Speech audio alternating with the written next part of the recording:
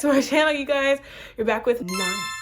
Today, we are going to talk about 7 lucky little stories that inspired me to create and inspired me to become the author and writer that I hope to be and am today. Just to give you guys a little background about me, I have been writing since I was about 10 years old. My sister came home one day and told me that her and her friends were writing like a manga, and I decided I could do that too, but by myself.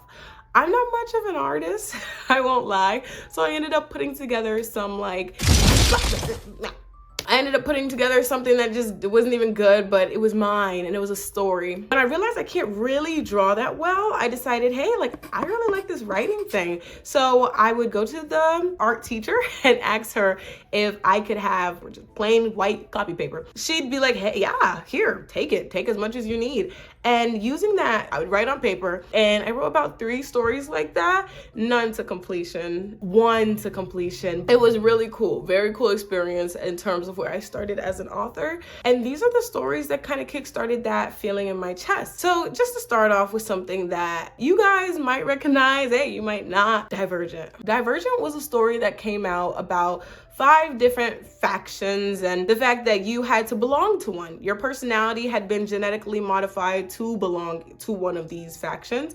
And if you didn't fit in one of the factions, then you became an outcast or you had to be off. That story really resonated with me because I had never seen a world built so interestingly, right? It was the 2010s, so back then we had the books at our hands and we had some YA movies like Maze Runner and like Hunger Games, but something about Divergent, the fact that each faction had its own personality, it had its own look, its own aesthetic, and I had just never seen it done like that. It literally inspired me to one day write my own dystopian kind of a story, which I'm currently writing right now. And I know dystopian has gone through ups and downs, but I can't help it. It is the thing that put me on the trail to pursue that dystopian writing. And to this day, I still gravitate towards dystopian stories. I've read The Fourth Wing, I've read Powerless, all these stories that kind of give that feel of that YA 2010 novel.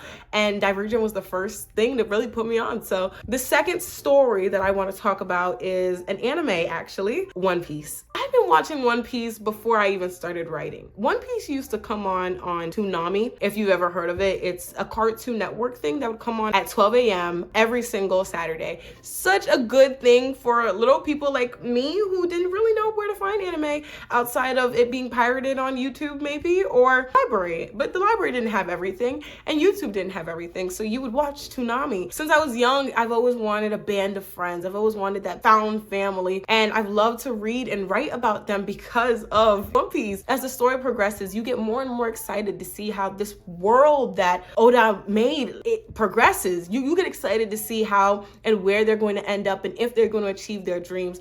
And I've taken so much of that into my writing with character development and having the character want one thing and then discover all these things that they want on the way, and finding people who change and shift their journey, and just going on a journey in general to pursue something is the start of a story. It's one of the most beautiful stories because there's too many reasons. To this day, it influences my writing a lot. Not in its pacing, obviously not in its pacing, but in the story and the elements in the story. Like, come on. I'm not writing 1,000 chapters of anything. All right, the next story that I have on my listity list is actually a nonfiction book, Atomic Habits. I know, don't get on me for putting some self-help book on this list, but genuinely, when you want to have the discipline to create and create and create and create, you have to come up with systems. You have to have the habit of creating. You have to sit down and say, hey, I'm going to do this for a long period of time, and I might not see anything from it, and I might see something from it,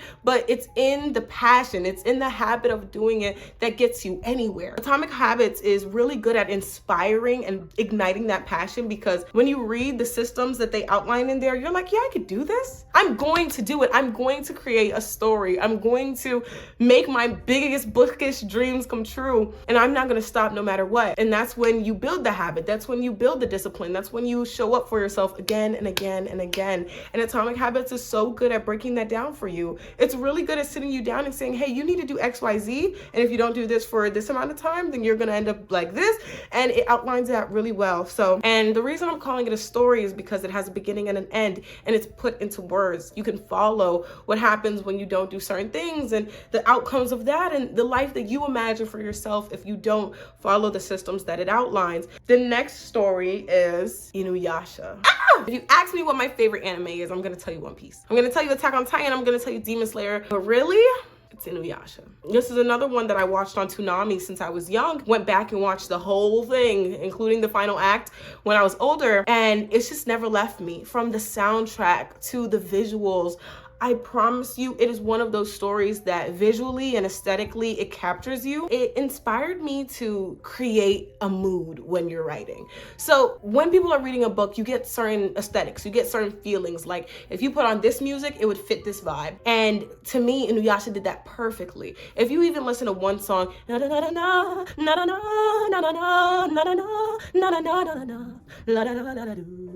Think about that. There's just that song, it screams longing. And that is what Inuyasha is about. So if you can put that into words, make words scream longing in such descriptive poetry that you can't ignore it. You feel it and it almost feels like music to you. That's what inspires me. So the next story I have is actually a recent Netflix original that just came out. It's so crazy, but this story ignited my passion. Love in a Prism. It's just so good. The story is about a girl who goes to London from Japan to be a part of this art school that she's gotten a scholarship for. And she meets this boy, he's just sitting there and he's drawing. And of course he's a part of the art school and he's like annoying. She doesn't really like him at first, but they build such a beautiful connection. And then a war breaks out. A war breaks out and all their art dreams are put on the shelf. Because realistically, art doesn't belong in war times.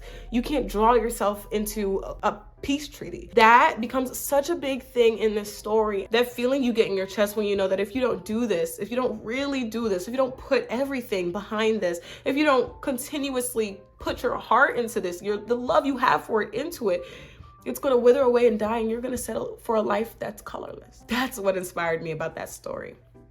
And I took away from it that I can get so comfortable in my life, but if I don't have writing in my life, then what is the point?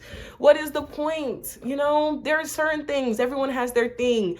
And the fact that I've been writing so casually, the fact that I've been writing since middle school, the fact that there's so many things I've done in terms of writing, and I really put my heart on the line for writing, is still here. I'm this old. It's been over a decade, and it's still here in the forefront of my mind. I return to it every time. I can't let it go. That's why it inspired me, because I could relate to them. And life is so funny because it's so real. Like that's go and watch that story if you have not watched that story. I promise you, it's just so deep. It's such a coming of age story, and you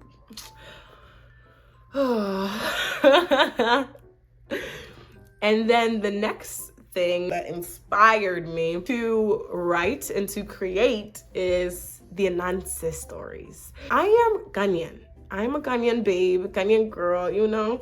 And Anansi is a folklore story, actually, passed down from generation to generation of my bloodline, because I'm a part of the Ashanti tribe. Little lessons pocketed into a story about a spider who does whatever he wants and thinks he's smarter than anyone else. You learn so much from these stories, and go look it up. It's all over the internet. You can find Anansi stories anywhere. And yeah, those are my 7 stories that have inspired me to create something real and big. And so just to give you guys a little shameless plug, my work in progress is progressing along, and I hope that you guys will follow my journey as I come out with writing vlogs, as I come out with complaining videos where I talk about how hard it is to write a book, and so many other things, you know. I'm excited for this, and these stories every single day, somehow at least one of them comes to mind in one way or the other. Maybe I'm listening to Inuyasha's soundtrack, or I'm listening to a song that was on the Divergent movie. All of these stories put me in such a warm, comfy spot that is just so cozy, and I know what I want to do. And like Love in a Prism, you have to pursue your wildest dreams, or they're gonna die. No. you have to pursue your wildest dreams, or else you're gonna wake up. You're gonna wake up and that's all they're ever gonna be. Dreams. Thank you for watching this video, and I hope that you guys feel really good about this and are inspired to create on your own and go out and write stories and paint paintings and take photographs and post YouTube videos. So thank you so much for watching, and it's been your girl Nana. I will see you in the next one. Bye bye.